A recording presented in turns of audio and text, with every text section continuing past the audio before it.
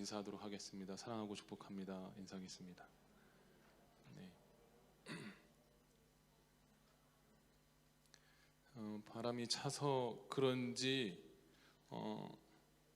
지금 미디어 팀에서 그래도 감사한 것은 송출이 나가고 있는 것만으로도 감사하다고 생각합니다. 그러냐면 컴퓨터 문제는 아니고요.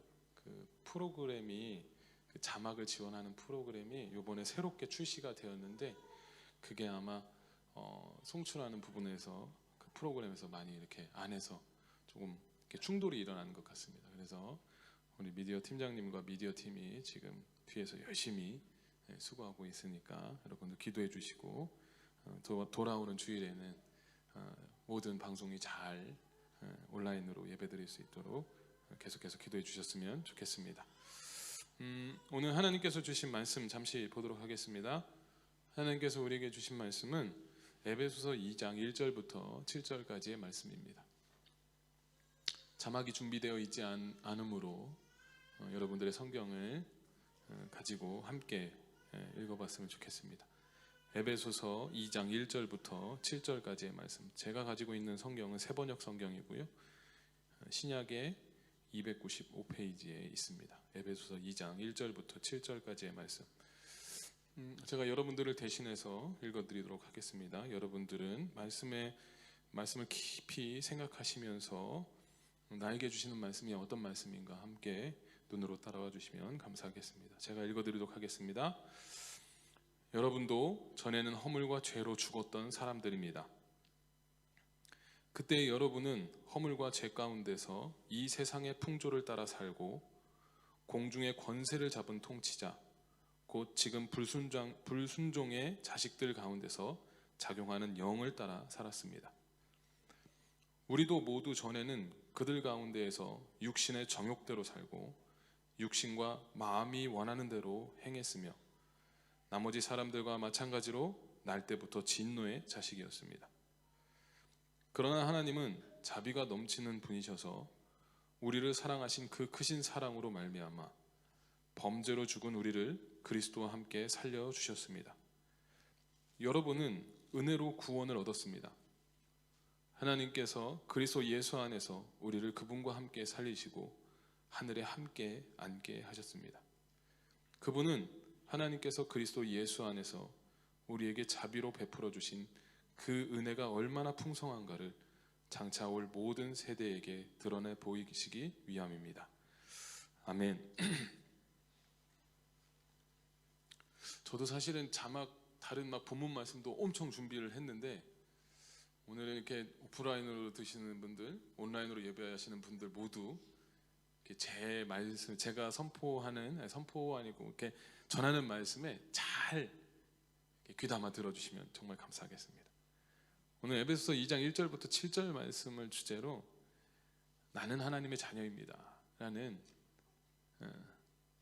고백을 하나님께 좀 올려드려 보았으면 좋겠습니다. 나는 하나님의 자녀입니다.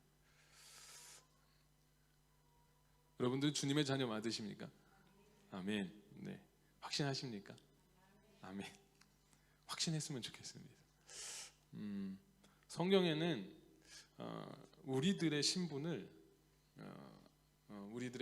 하나님의 자녀라고 표현하는 말씀들이 꽤 많이 나와 있다는 거 다 아시죠?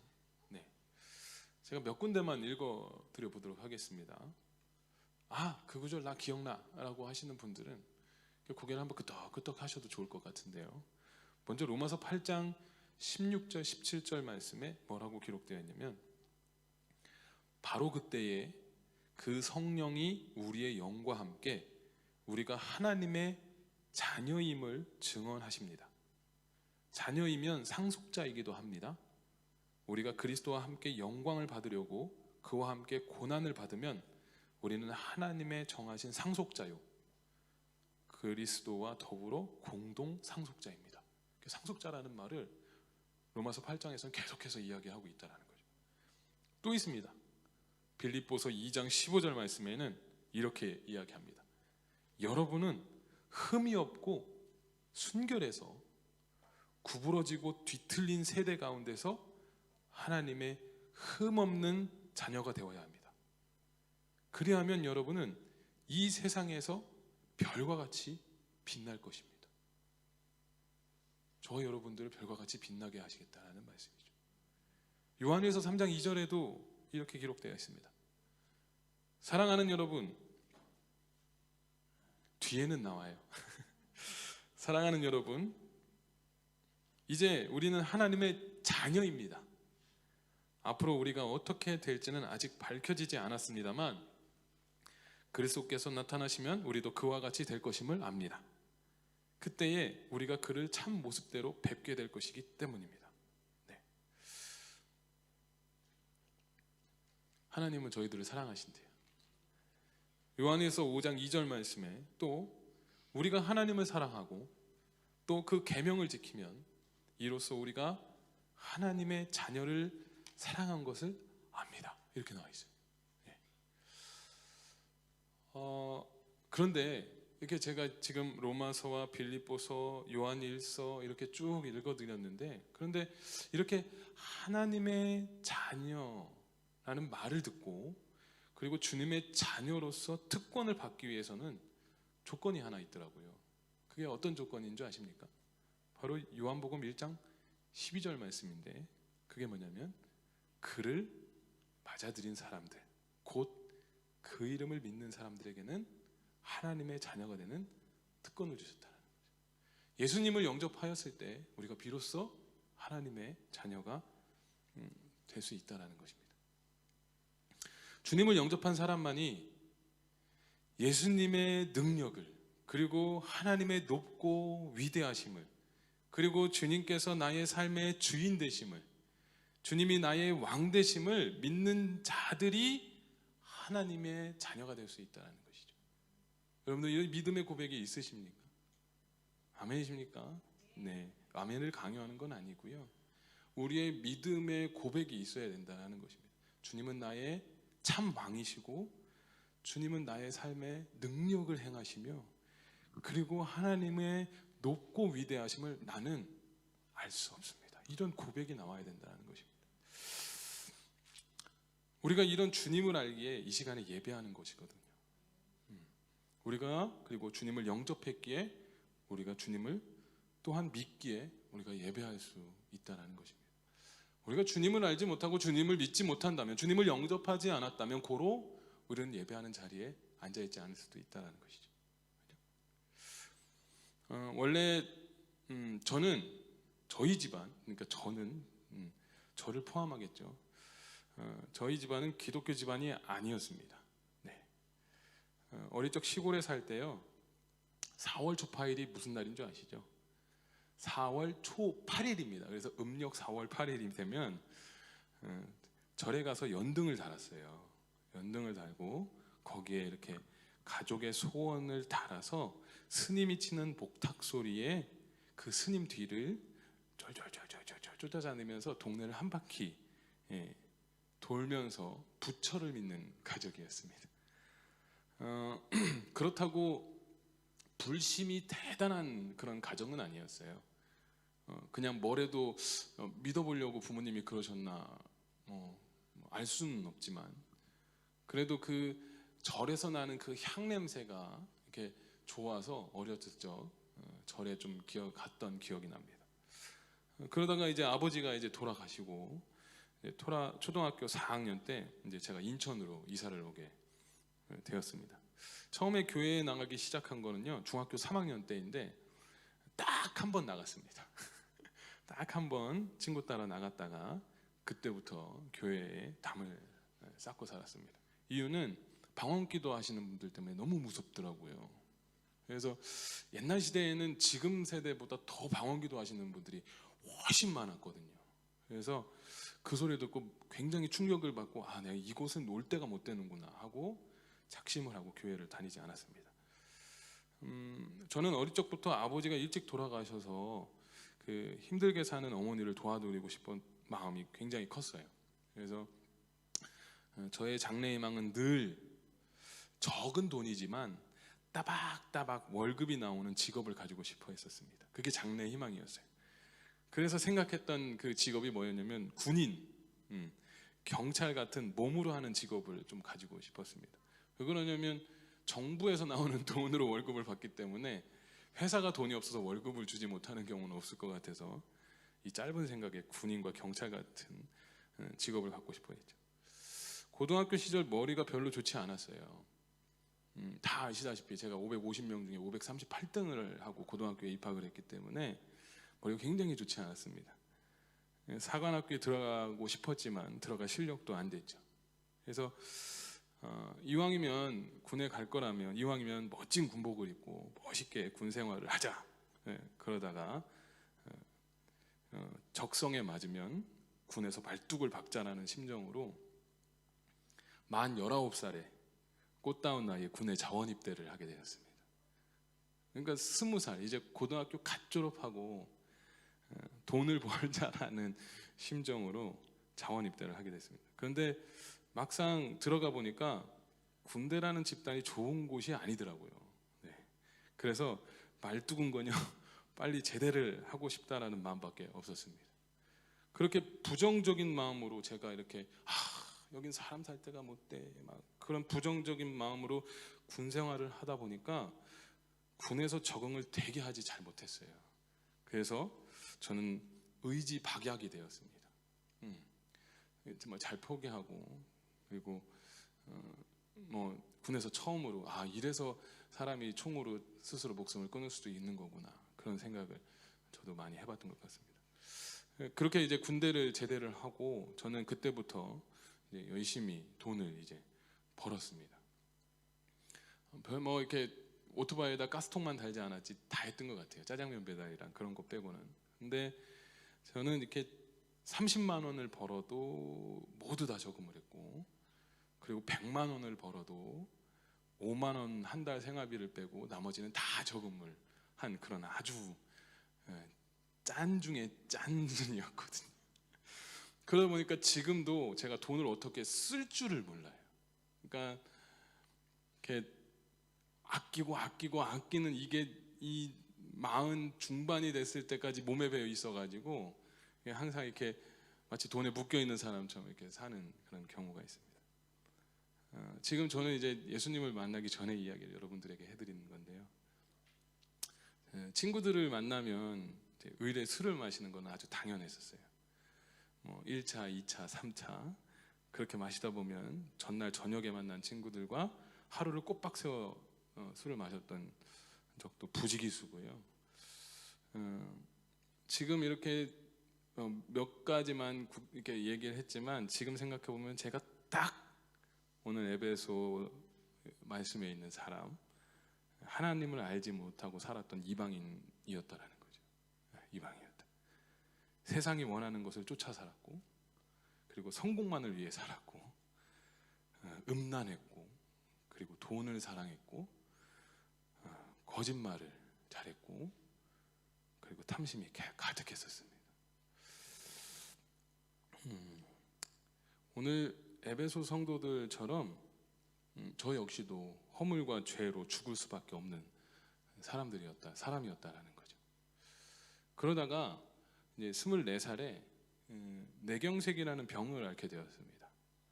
원래 저는 이 큰 눈을 안경으로 가리고 다니진 않았어요. 시력이 굉장히 좋았습니다. 그런데 이렇게 병을 앓고 나서부터 시력이 조금씩 이렇게 떨어지기 시작을 했고, 그때부터 이제 안경을 쓰기 시작했는데, 그 뇌경색을 알면서 처음 이제 하나님을 만난 게 아니고요, 찾았어요. 하나님 살려주세요. 병상에서. 왜 그때 하나님을 찾았는지 모르겠어요. 그때 중학교 때 딱 한 번 교회에 갔을 때 그 하나님을 잊지 못해서 다시 하나님을 찾았는지 모르겠지만 그때 하나님을 찾았습니다. 하지만 이렇게 그 병상에 누워 있을 저희가 하나님을 찾았을 때도 저는 하나님을 100% 믿고 믿음으로 영접하지는 못했어요. 네. 그러다가 하나님의 은혜로 33살에 하나님의 살아계심을 직접 이제 경험하게 됩니다. 저의 이야기예요, 저의 이야기. 다른 사람의 이야기가 아니고. 오늘 본문 말씀처럼 오늘 본문 말씀 에베소 2장 3절 말씀에 삶의 모습이 저의 모습, 딱 저의 모습이었다라는 거죠. 한번 읽어드려 볼게요. 그때 여러분은 허물과 죄 가운데에서, 여러분이라고 하지 않고 그냥 나라고 하니까 딱 맞더라고요.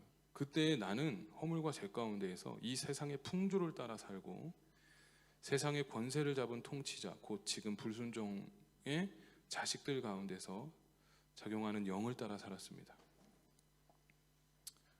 그런데 여긴 복수형으로 나오네요. 우리도 모두 전에는 그들 가운데에서 육신의 정욕대로 살고 육신과 마음이 원하는 대로 행했으며 나머지 사람들과 마찬가지로 날 때부터 진노의 자식이었다는 말입니다. 저 말고도 아마 이런 신앙의 이야기를 가지고 계신 분들이 오늘 예배하는 분들 가운데 있을 거라고 생각합니다. 이렇게 살고 있던 저를 하나님께서 살려주셨다라는 거죠. 제가 왜 오늘 본문 말씀을 여러분과 나누게 된 이유에 대해서 설명드리고자 합니다. 여러분들 이번 주일 설교 어떻게 들으셨어요? 이번 주일 설교 저는 3부에서 설교를 하고 1부에서 담임 목사님 설교를 듣는데, 오늘 이번 주 1부와 2부 설교 말씀에서 하나님께서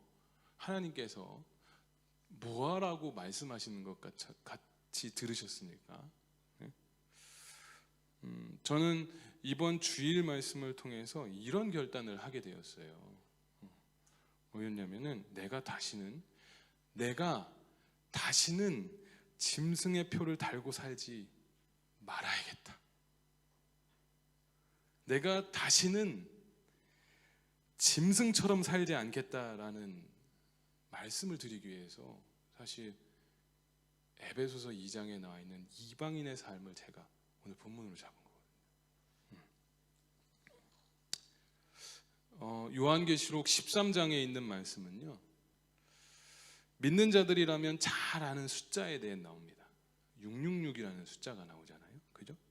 이 표식을 가지고 있는 짐승은 양의 탈을 쓴 늑대와 같은 모습과 행동을 하는 사람이라고 말합니다. 이 표식을 가지고 있는 사람의 특징이 있더라고요. 어떤 특징이 있었냐면 그들의 말로, 그리고 그들이 가지고 있는 능력과 기적으로 믿는 사람들을 미혹해서 하나님께로부터 멀어지게 하는 것이 그들의 목적이었다라는 거죠. 이들이 가지고 있는 짐승의 표식이 어디에 있냐면 계시록 13장 16절 말씀에 이렇게 나와 있습니다. 작은 자나 큰 자나 부자나 가난한 자나 자윤이나 종이나 할 것 없이 다 그들의 오른손이나 이마에 표를 받게 하였습니다. 이렇게 기록되어 있는 것처럼 그들의 오른손과 이마에 표식이 되어 있다는 거예요. 옆에 있는 분들의 오른손을 한번 펴보세요. 그리고 자신의 오른손을 한번 펴보세요. 네. 그리고 옆에 있는 사람의 이마를 한번 보세요. 어우, 참 순종적이시네요. 네. 감사합니다. 지금처럼 말씀에도 순종하시는 저와 여러분들이 되었으면 좋겠습니다. 이마와 손바닥에, 제 손바닥에 혹시 짐승의 표식인 666이 보이시는 분 한번 손 들어 보시겠어요?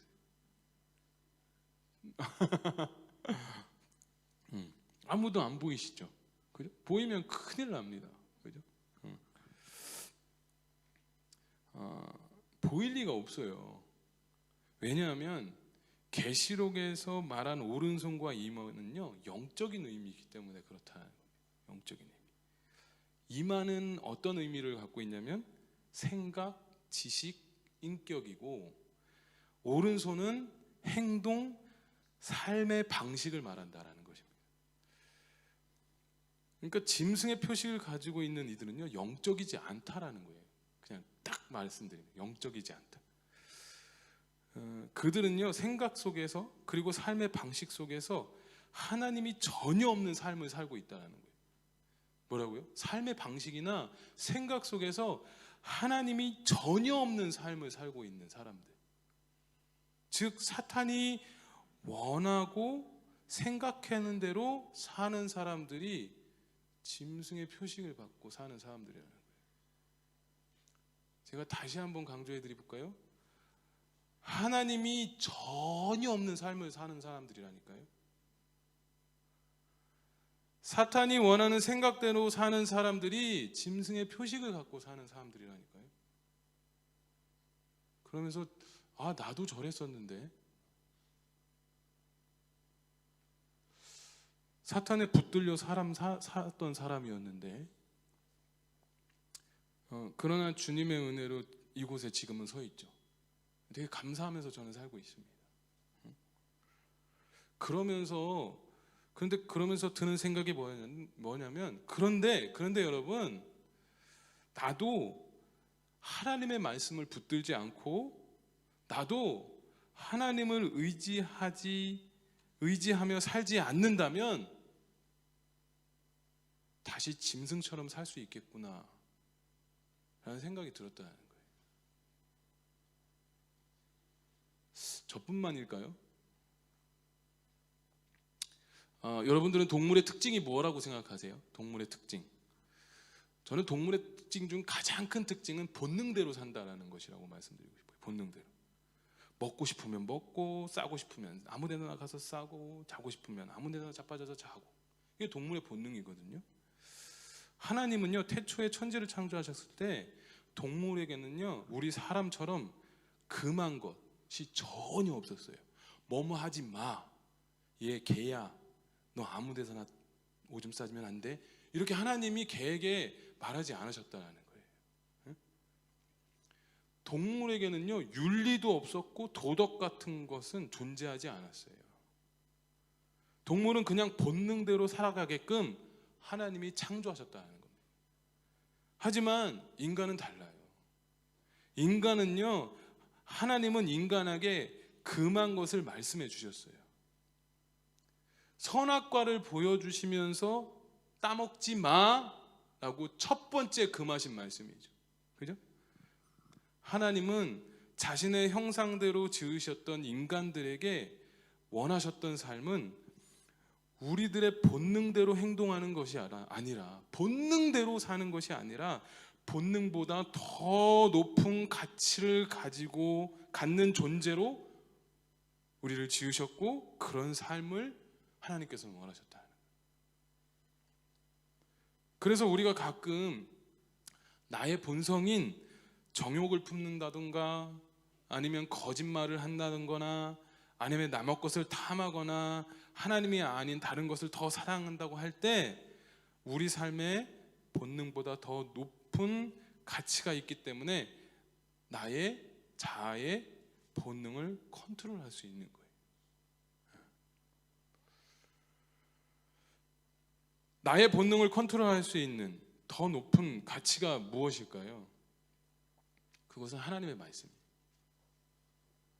성령님의 내 안에 계심, 그리고 예수님의 사랑입니다. 이것으로 우리는 본능대로 사는 것이 아닌 하나님이 컨트롤하시는 삶을 살 수 있다. 그런데 만약 우리가 예수님을 영접했음에도 불구하고, 하나님의 자녀가 되었음에도 불구하고 하나님의 말씀으로 온전해지지 못하고, 성령님을 의식하며 살지 않고, 예수님의 날 사랑하심을 잊는 순간, 하나님을 잃어버리는 순간, 우리는 하나님과 멀어지게 되고 나의 본능대로, 내 맘대로, 내 생각대로 마치 동물처럼 살 수 있겠구나 하는 생각이 들었다는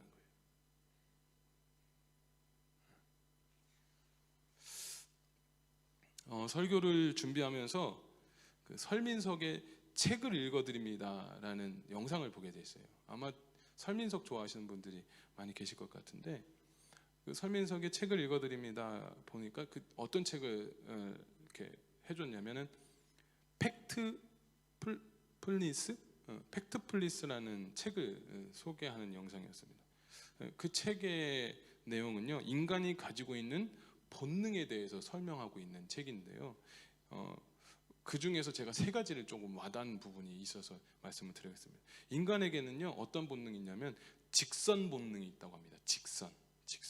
이 말은 뭐냐면은, 인간은요, 상상 속에서 계속 과거보다 미래가 더 나아질 것이다 라는, 이렇게 직선으로 쭉 뻗을 것 같은 그런 기대 본능을 가지고 산다는 거예요. 그죠? 그러니까 과거의 결과를 보고 미래를 예측할 때 지난날보다 내일을 나을 거다라는 그런 예측을 하면서 산다는 거죠.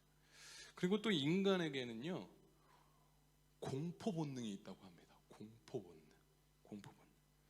사람들은요, 별것 아닌 상황에서 극단적인 공포를 느낄 수 있고, 그렇기 때문에 제대로 상황을 바라보기 어렵다라는 거예요. 머릿속에 공포에 사로잡혀 있으면 사실이 들어올 틈이 없다라는 겁니다.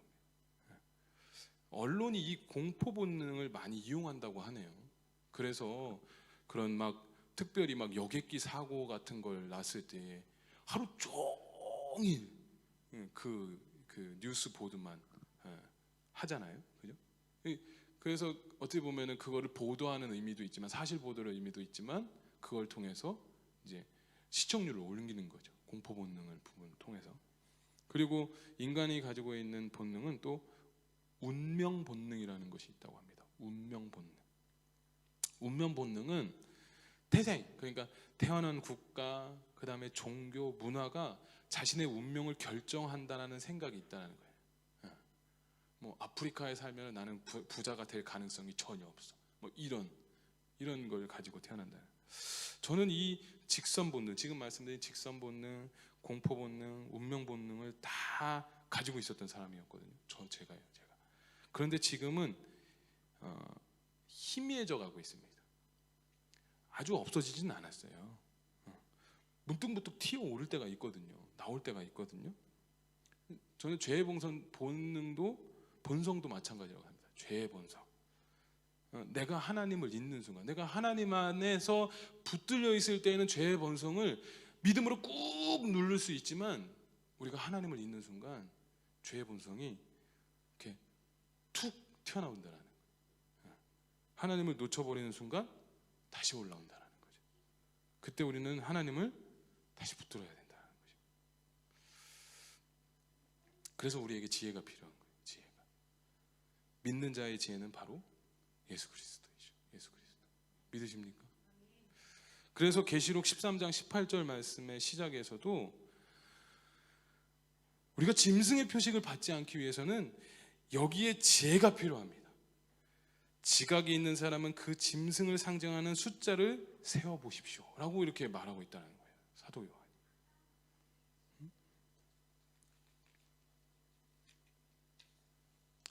어느 것이 더 큰지, 어느 것이 더 강한지, 어느 것이 더 귀한지 분별하는 능력의 믿음이 필요하다라는 것이죠.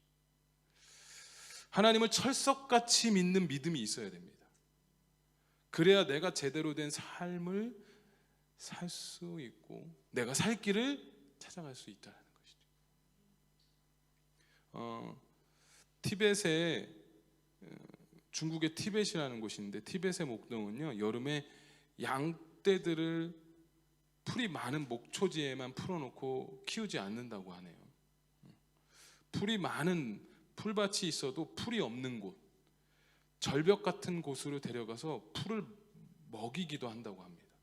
왜냐하면 풀이 많은 곳으로만 데리고 다니다 보면 그 양들이 추운 티벳 지역의 겨울을 견디지 못하고 죽기 때문이라고 해요. 그래서 여름에도 풀이 없는 절벽으로 양떼를 내몰아서 거기서 풀을 찾아서 뜯어먹는 강인함을 준비시켜야 겨울이 왔을 때 그 양들이 이겨내고 살아남게 된다는 것이죠. 저와 여러분에게도 목자가 있습니다. 주님이 나의 목자 되시죠. 그죠? 주님은 나를 푸른 품밭으로 인도하실 때도 있고요, 절벽으로 밀어붙일 때도 있어요. 하지만 나를 절벽으로 밀어놓아도 우리가 하나님을 철석같이 믿으면 하나님은 절대로 나를 포기하지 않으십니다. 도리어 우리가 절벽으로 떨어져 죽을 뿐이에요. 우리가 주님의 손을 놓지 주님은 우리의 손을 절대 놓지 않으신 분이라는 거예요. 저는 확신합니다. 내가 철석까지 믿으면 나에게 상상할 수 없는 놀라운 은혜를 주님이 주실 것을 저는 확신합니다. 그래서 다윗이 시편 23편 1절부터 3절로 고백하기를, 주님은 나의 목자시니 내게 부족함이 없습니다. 나를 푸른 풀밭에 누이시며 쉴 만한 물가로 인도하신다.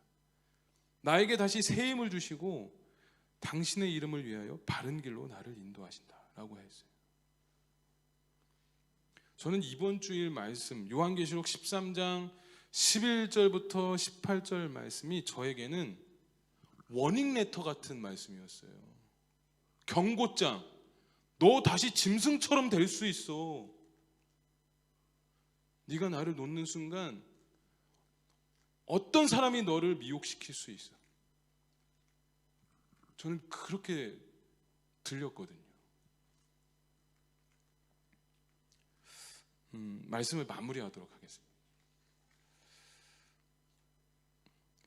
저희들이 짐승의 표식을 받지 않기 위해서는 어떻게 해야 될까요? 저희들이 다시 짐승처럼 살지 않고 정말 하나님의 자녀로서 우리가 죽을 때까지, 구원받을 때까지 살 수 있는 방법은 뭐가 있을까요? 첫 번째는 말씀에 깊이 뿌리를 내리시길 바랍니다. 말씀에 깊이, 우리가 말씀에 깊이 뿌리를 내리면 어떤 미혹에서도 우리는 넘어지지 않는다는 거죠. 우리가 세상에 넘어지는 이유는요, 말씀에 뿌리가 없기 때문에 그렇다는 것입니다. 두 번째로, 내가 짐승의 표식을 받지 않기 위해서는 하나님의 손발이 되어서 살아가시길 바랍니다. 우리가 하나님을 위해 살려 할 때 하나님께서 우리에게 축복을 허락해 주신다는 거예요. 뭐라고요? 우리가 하나님을 위해서 살려고 할 때 말씀을 많이 아는 학자가 되지 마시고 매일 말씀에 순종하는 하나님의 양자로 사시길 바랍니다. 하나님의 자녀는요, 하나님의 말씀을 먹고 사는 사람들이고, 하나님의 자녀는 하나님의 말씀에 순종하는 사람들인 거죠. 내가 짐승의 표식을 받지 않기 위해서는 세 번째로 진정한 삶의 예배를 회복하시길 바랍니다. 진정한 삶의 예배를 회복하시길 바랍니다. 하나님이 내 삶의 주인 되셔 주셔서 내 삶을 주장하셨을 때에 비로소 나의 삶도 주님의 것이 될 수 있다. 저는 하나 더 붙였어요. 마지막으로 네 번째는 뭐냐면, 주님을 철석같이 믿고 포기하지 말고 기도하시기 바랍니다. 포기하지 말고. 하나님을 아는 자들은요, 기도할 때 포기하지 않아요. 믿음을 자기 스스로 포기하지 않습니다. 요한복음 14장 14절 말씀에 이렇게 했어요. 너희가 무엇이든지 내 이름으로 구하면 내가 다 이루어 주겠다라고 했어요. 누가 이루어 주냐면요, 우리가 기도해서 이루어지는 것이 아니라 우리가 기도할 때에 주님이 일하셔서 주님이 이루어 주신다라는 말씀인 거거든요. 고로 우리가 기도하지 않으면 주님도 일하지 않으신다라는 거예요. 사랑하는 성도 여러분, 지금 나는 짐승의 표식을 받지 않았다고 안심하지 마시길 바랍니다. 사랑하는 우리 싱글들과 학생 여러분, 지금 나는 짐승의 표식을 받고 있지 않다고 안심하지 마세요. 사탄은요, 언제나 어디서나 우리를 쓰러뜨리려고 호시탐탐 지켜보고 있다가 우리의 약점을 보고 바로 넘어뜨립니다. 주님을 의지하고 주님을 바라보며, 그리고 주님의 말씀에 순종하면서 매일매일 승리하는 저와 여러분들 모두 되시길 주님의 이름으로 축원드리겠습니다. 우리 말씀을 생각하면서 함께 찬양하고 기도하는 시간 가졌으면 좋겠는데요, 저는 수요일 날 계속 리마인드 설교를 하려고 합니다.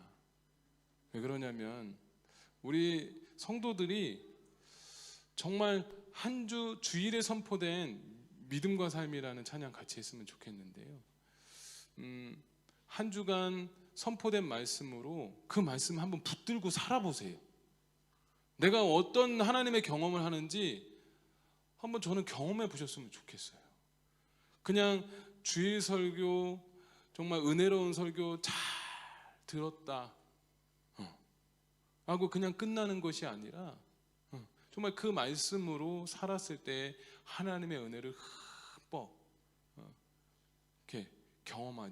경험하시고 그렇게 하나님의 축복 가운데 살아보셨으면 좋겠습니다. 연주해 주시면 되고요. 제가 그 말씀 준비하면서 어떤 미국의 선교사님이 그 한국으로 잠깐 이제 오셨다고 하더라고요. 근데 그 한국말을 배우려고 이제 선교사님이 한국말을 배우려고 했는데 알겠습니다라는 말이 한국말이 참 힘들었다고 합니다. 근데 그 중에서 제일 힘든 말이 뭐였냐고 질문했는데 알겠습니다라는 말이었대요. 알겠습니다 말이 우리나라는 두 가지 의미를 갖고 있다는 거예요. 첫 번째는 알겠습니다, 알아들었어요, 언더스탠드 했다라는 거예요. 근데 또 알겠습니다 뭐냐면 순종이 알겠습니다. 선교사님들이 믿지 않는 성도들에게 하나님을 따라가셔야 됩니다, 하나님의 말씀을 붙들며 사셔야 됩니다, 알겠습니다. 근데 언더스탠드만 하고 순종은 안 했다라는 거예요. 근데 우리 교회 성도님들은 그러지 않았으면 좋겠어요. 그냥 머리로만 아는 성도가 아니고 삶으로 아는 그런 성도님 되었으면 좋겠어요. 그래서 요한계시록에 짐승의 표인 워닝레터를 받지 않고 우리가 항상 하나님을 붙들고 하나님을 의지하는 삶을 사는 저와 여러분들이 되었으면 좋겠어요. 언젠가 목사님이 그런 얘기 하셨어요. 여러분들 구원 확신하세요? 저는 가봐야 된다고 생각해요. 가봐야 된다. 그냥 한 번 믿고 나는 구원받았어, 그러면서 내 삶은 구원받은 자, 하나님의 상속받은 자, 하나님의 자녀로서 상속받은 자는 삶은 전혀 살고 있지 않다가 그냥 나는 로마서 5장에 있는 말 믿음으로 구원받았어, 나는 하나님 믿었으니까 나는 구원받았어. 글쎄, 저는 그런 삶을 살진 않았으면 좋겠어요. 정말 하나님이 원하시는 삶을 살기 위해서, 하나님이 바라시는 그런 거룩한 삶을 살기 위해서 몸부림치며 하나님 말씀 붙들고 사는 저와 여러분들 되었으면 좋겠습니다. 죄송합니다, 말씀 다 마쳤는데 또 잔소리 같은 말씀을 제가 드려서 우리 믿음과 삶 함께 찬양하고 기도하는 시간 가졌으면 좋겠습니다.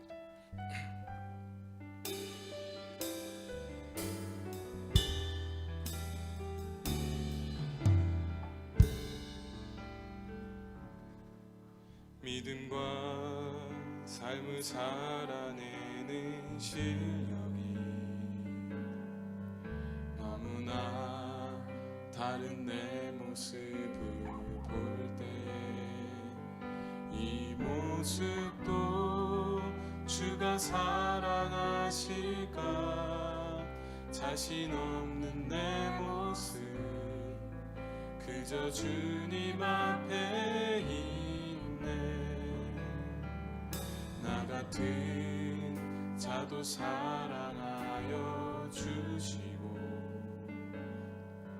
한 번도 나를 떠나지 않으셨네. 아픔 속에 주를 찾게 여긴 나 꾸짖지 않으시고 내 손 잡아주시네.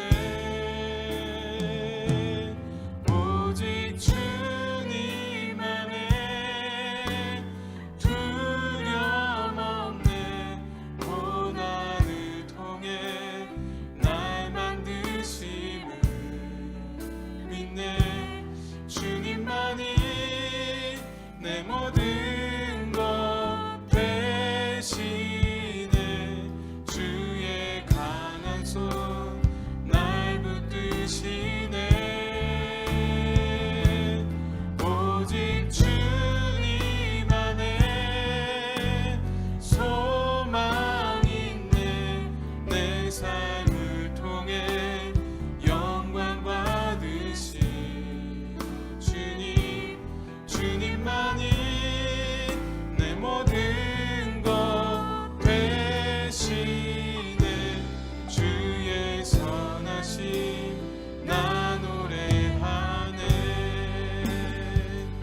처음부터 다시 한번 고백하겠습니다.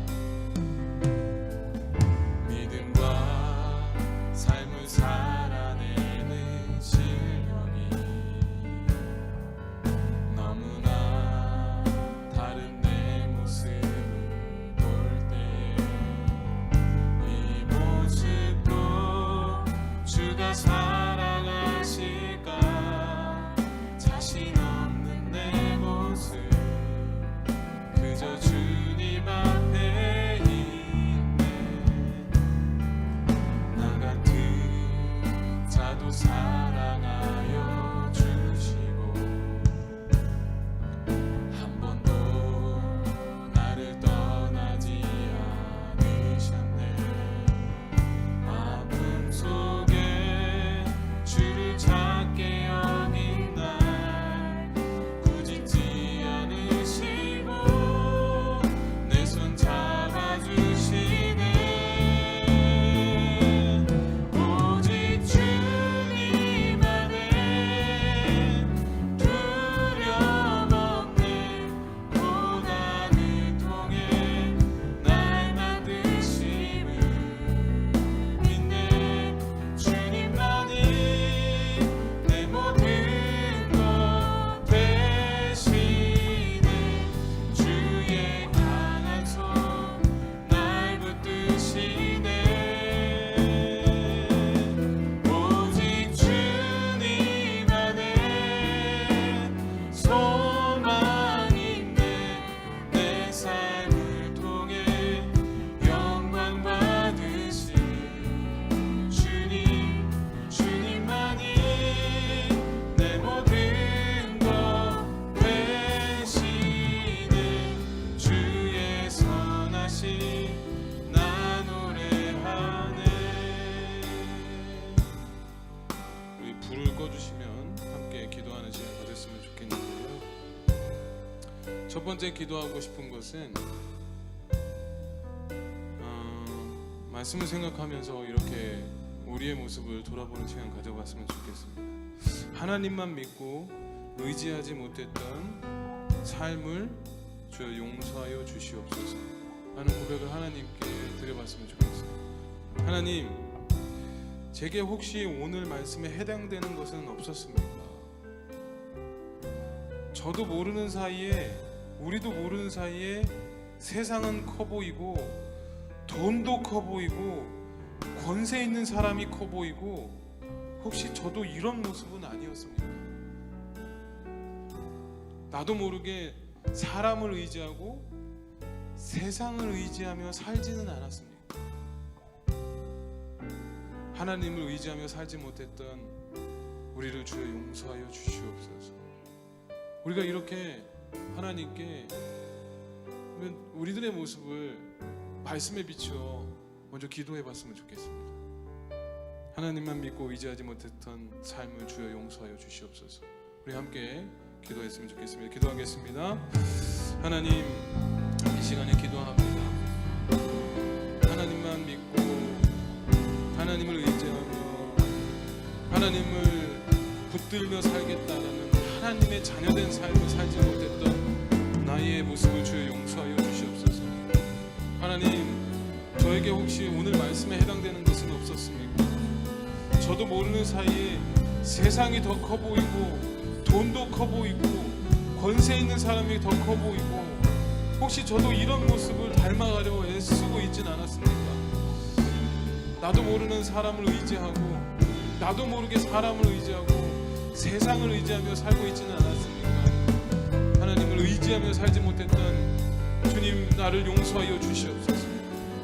다시는 하나님, 내가 예전의 모습으로 돌아가지 않게 하여 주시고 나의 믿음을 더욱더 굳건케 하여 주셔서 굳세게 하여 주셔서 하나님을 의지하며 살아가는 저희가 될 수 있도록 주님 축복하여 주시옵소서. 하나님께서 나를 인도하여 주시옵소서. 두 번째 기도하고 싶은 것이 있습니다. 두 번째 기도하고 싶은 것은 우리를 지키시고 저와 여러분들을 지키시고 보호하시는 하나님을 바라보는 믿음의 눈을 열어주시옵소서 라고 기도했으면 좋겠어요. 주님, 날마다 배불리 먹이시고 입혀주시고 보호해주시는 주님, 내가 그 주님을 늘 바라보며 감사하는 마음 잊지 않게 하여 주시옵소서. 세상 그 어떤 것이 하나님보다 더 귀하겠습니까? 사망의 음침한 골짜기라도 두려워하지 않게 하시고 절벽과 같은 난관 때문에 불평하지 말게 하여 주시옵소서. 주님께서 나를 절벽으로 밀어 붙이실지라도 나는 주님의 뜻을 철석같이 믿으며 주님을 늘 바라보며 살겠습니다. 우리 이렇게 고백하면서 하나님을 바라보는 믿음의 눈을 열어달라고 우리 간절하게 하나님께 다시 한번 기도하겠습니다. 나를 지키시고 나를 보호하시는 주님, 하나님을 바라보는 눈을 우리 성도님들이 믿음의 눈을 열어주시옵소서. 날마다 우리의 배를 채워주시고 배불리 먹이시고 입혀주시는 하나님, 그리고 우리의 가족과 그리고 우리 모두를 보호하시는 주님, 그 주님을 늘 바라보게 하여 주시옵소서. 세상 그 어떤 것이 하나님보다 더 귀하겠습니까? 우리가 사망의 음침한 골짜기라도 두려워하지 않게 하시고 절벽과 같은 난관 때문에 불평하지 말게 하여 주시옵소서. 주님께서 나를 절벽으로 밀어 붙이실지라도 나는 주님의 뜻을 철석같이 믿으며 주님을 늘 바라보게 살겠습니다. 하나님의 능력을 구하며 살겠습니다. 하나님의 도우심을 구하며 하나님의 응답해 주시고 하나님께서 하나님의 뜻 가운데에 나의 삶 가운데서 비춰주실 그때까지 하나님의 믿음을 놓지 않겠습니다. 하나님, 나의 믿음을 주께서 붙들어 주시옵소서. 주께서 허락하여 주시옵소서. 세 번째 기도하고 싶습니다. 세 번째 기도하고 싶은 것은 성도님들과 목장 식구들 우리 모두가 하나님 말씀에 귀 기울이게 하여 주시옵소서. 그 말씀 순종하며 살게 하여 주시옵소서 라고 기도했으면 좋겠어요. 오늘 하루가 그리고 내일이 그렇게 되게 하여 주시옵소서. 하나님 말씀에 순종하며 살게 하여 주시옵소서. 오늘 저희들이 주님께로 돌아가겠습니다. 주님의 말씀으로 다시 돌아가겠습니다. 주님의 말씀에 내가 주목하겠습니다. 주님의 말씀에 내 시선이 고정되겠습니다. 주님의 말씀에 귀를 기울이며 오늘도 내일도 살겠습니다. 사랑하는 모든 성도님들에게 말씀의 지혜를 허락하여 주시옵소서. 사랑하는 우리 목장 식구들에게 말씀의 지혜를 주께서 허락하여 주시옵소서. 우리 모두가 짐승의 표식을 분별할 줄 아는 영의 눈을 갖게 하여 주시옵소서. 다시는 짐승처럼 살지 않은 하나님을 알지 못하는 사람처럼 살지 않은 그런 우리 성도님들 목장 식구들 될 수 있도록 주여 인도하여 주시옵소서. 우리 성도님들과 목장 식구들을 위해서 말씀을 생각하며 기도하도록 하겠습니다. 하나님, 이 시간에 기도합니다.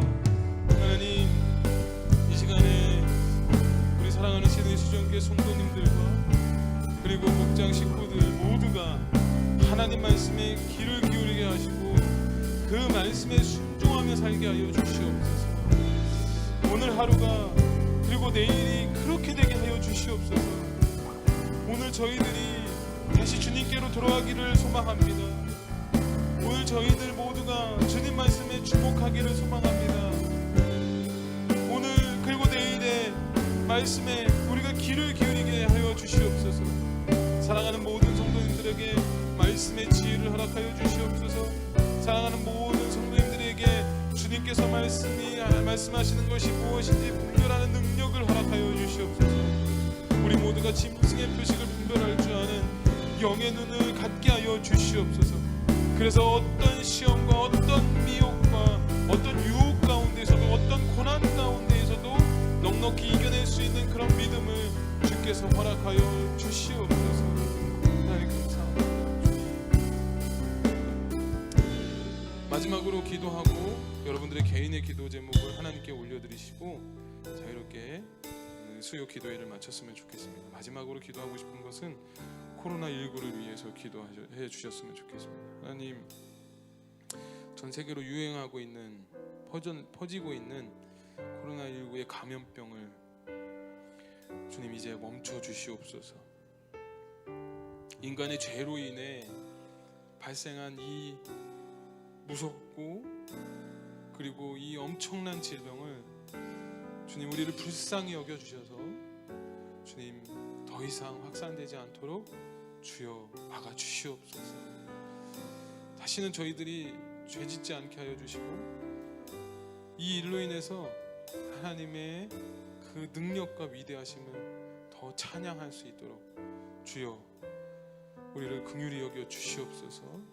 코로나19로 힘들어하고 계신 우리 성도님들, 재정적으로 비자 그리고 직장의 어려움들, 여러모로 어려운 상황 가운데 있는 우리 성도님들을 주께서 기억하여 주시고 하루속히 이 모든 문제들이 해결되어질 수 있도록 주여 도와주시옵소서.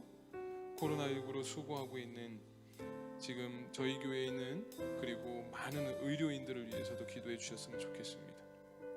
지치지 않게 하여 주시고 그리고 또한 그들의 손길을 통하여서 많은 사람들이 하나님 병이 낫고 다시 회복되는 은혜의 도구로서 사용하여 주시고 의료인들의 건강을 주님께서 책임져 주시옵소서 하고 코로나19를 위해서 나라와 민족의 경제를 위해서 가정의 경제를 위해서 그리고 목장 식구들의 어려움을 위해서 간절히 기도하시고 그리고 여러분들의 개인의 기도 제목을 하나님께 올려드리도록 하겠습니다. 다시 한번 기도하도록 하겠습니다. 하나님 아버지, 이 시간에 기도하기를 소망합니다. 저희들이 나의 먹을 것, 내가 먹을 것, 내가 입을 것, 무엇을 먹을까, 무엇을 마실까, 하나님 내가 소망하는 것만 기도했지만 이 시간에는 모든 성도님들이 함께 전 세계에서 유행하고 있는 하나님 코로나19를 위해서 기도합니다.